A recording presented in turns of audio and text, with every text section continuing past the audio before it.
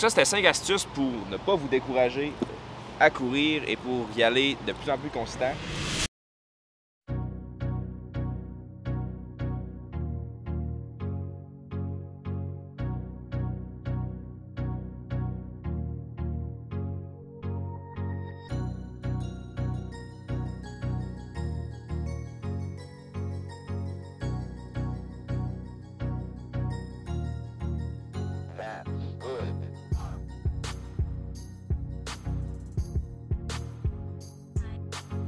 Bonjour tout le monde, aujourd'hui je vous parle de comment j'ai fait pour passer de pas courir du tout, il y a 2 ans, pas une personne qui court mais détester ça, à adorer la course et à compléter un marathon l'été passé.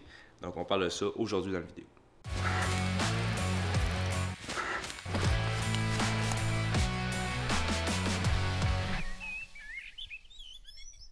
Comme vous avez pu voir dans les shots d'hier, on est allé faire du vélo. Hier, c'était notre dernière grosse sortie en vélo avant Mont-Tremblant. Donc, il nous reste 2 semaines avant Mont-Tremblant. Hier, on a fait 93 km de vélo. On aurait pu faire plus. J'aurais voulu faire plus que ça, genre 100. Mais la pluie, puis il y avait un gros orage, tout ça, c'était pas plaisant. Il faisait full froid. Donc, ça s'est arrêté à 93 km, ce qui est correct. C'est la distance qu'on va faire, là. Plus que la distance qu'on va faire à Tremblant. Donc ça, c'est bien. Aujourd'hui, on a une run de prévu, long run. On va aller faire ça relax et je vous explique comment commencer à courir, comment commencer à apprécier le sport et comment se motiver à sortir dehors et à commencer à courir.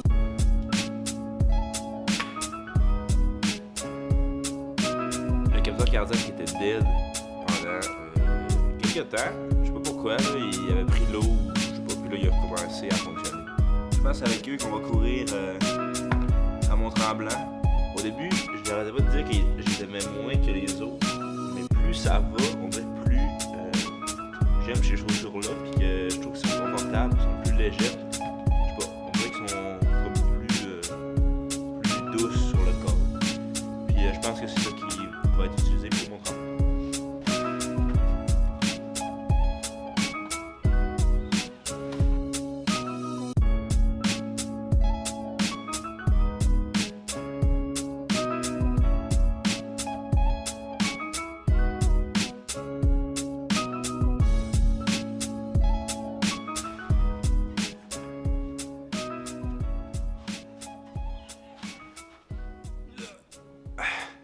On vient de terminer quasiment 2 heures de course.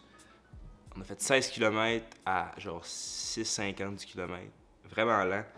Les jambes, ils sont vraiment, mais vraiment lourdes. Mais c'est pas grave, là, le but c'était de l'aérobie, c'était d'aller lentement. Fait que c'est parfait. C'est pas un secret pour personne. Pour pouvoir faire des longues distances, pour pouvoir courir longtemps sans être fatigué, pour pouvoir développer cette forme aérobique-là, il faut commencer par courir 1 kilomètre, faire des alternances marche, peu importe, il faut commencer quelque part. Personnellement, moi, j'ai commencé en faisant des 3 km avec des chaussures qui n'étaient pas faites pour la course du tout. J'ai juste décidé que j'allais essayer d'aller courir, et ça avec une certaine constance, parce que c'est ça le but, c'est d'être constant. Et c'est parti de là, j'ai couru des 3 km pendant, je pense, 2 mois. Après ça, on a commencé à prep pour le demi-marathon. Et après ça, c'était parti de là. Et là, ça n'arrête plus. Juste ça, de sortir dehors puis d'aller faire 3 km, 15 minutes, c'est rien. C'est pas long d'effort. Ben ça m'a permis de développer une certaine confiance à courir. Puis aussi une certaine habileté à faire des plus longues distances. Puis après ça, c'était un 5 km. Puis ça, c'était un 8. Fait que c'est comme ça que ça a commencé. Puis je pense que c'est la première étape, c'est de juste sortir dehors puis de commencer. Parce que c'est comme ça qu'on forge une habitude, c'est comme ça qu'on starte la machine. Après ça, on arrête.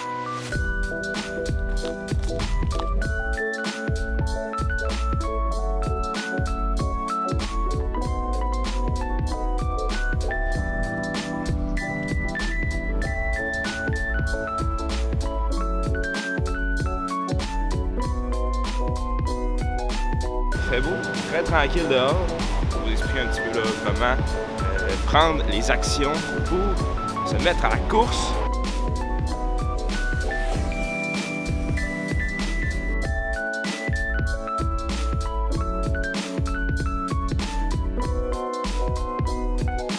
5 astuces, ça peut paraître vraiment banal, mais ça aide vraiment, puis c'est surtout une histoire de motivation, parce que c'est les premières semaines qui sont difficiles, puis dès qu'on a commencé, puis qu'on guette dans le mood, qu'on guette dans la routine, c'est vraiment plus facile d'aller dehors puis de se motiver à courir. Donc personnellement, ce qui m'a vraiment aidé au début, quand j'ai commencé, c'était premièrement de ne pas regarder son temps.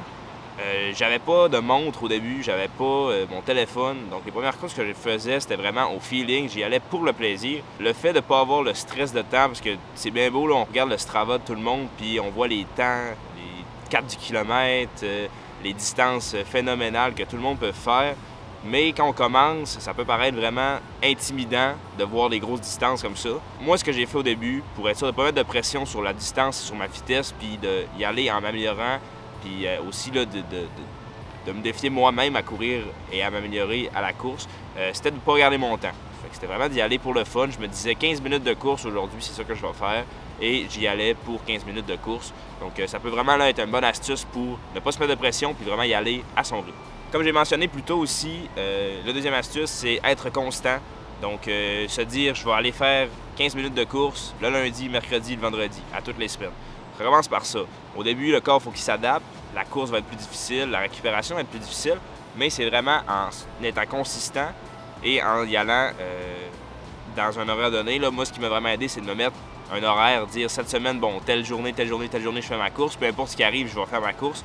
Fait que ça aide vraiment à rester constant, puis aussi à passer les premières semaines qui sont plus difficiles et get dans le mood et commencer là, à augmenter la distance et la rapidité.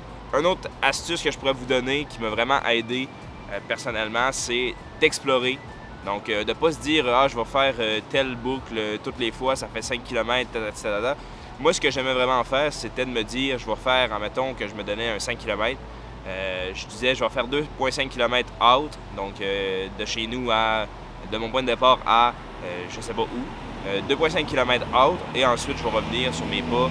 Je vais me trouver un alternatif pour la route de retour. Mais ce qui est pas pire, c'est qu'avec ça, tu peux te dire, bon, ben, je pars, je cours, je m'arrête à 2,5 km. Peu importe dans quelle direction tu vas, tu fais juste faire le trajet retour. Ça fait la même distance. Fait que c'est facile de calculer la distance qu'on va faire. Puis aussi, c'est le fun d'explorer des nouvelles places, des nouveaux endroits. C'est toujours moins plate de courir dans un endroit qu'on n'a jamais exploré, qu'on n'est jamais allé. Ça c'est un truc que j'ai vraiment abusé quand je commençais à courir pour découvrir et pour pas me tanner là, des itinéraires que je faisais. Quatrième astuce que je pourrais vous donner, ça serait d'avoir des bonnes chaussures.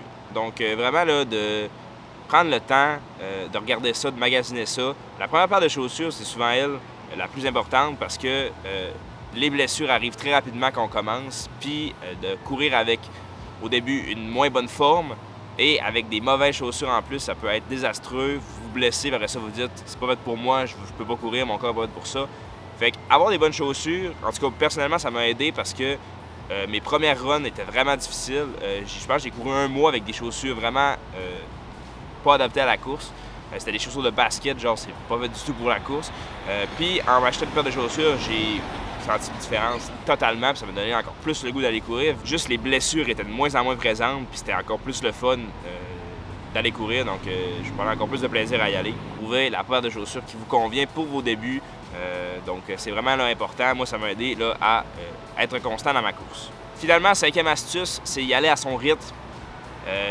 C'est facile de dire je vais courir avec telle personne, je vais courir avec telle personne, puis cette personne-là va beaucoup plus vite que vous. Et pour la suivre, c'est un effort insoutenable. Donc, y aller à votre rythme, c'est vraiment là, la solution pour ne pas se tanner et aussi progresser sainement, pas se blesser. Donc, vraiment là, le but dans tout ça. Pensez-y, quand on fait un bloc d'entraînement, 80% de la course qu'on va faire volume total va être des kilomètres qu'on va mettre à intensité ultra faible. Donc, on est capable de parler pendant qu'on court, puis c'est vraiment facile. Allez-y à votre rythme, ne pas s'emballer trop. C'est le fun de courir avec des personnes, mais il faut quand même respecter votre vitesse, votre intensité. Et c'est comme ça que vous allez là, pouvoir ne pas vous blesser de 1 et de 2, apprendre à être confortable dans la course. Et c'est pas mal mieux de faire ça comme ça. Donc ça, c'était 5 astuces pour ne pas vous décourager à courir et pour y aller de plus en plus constant.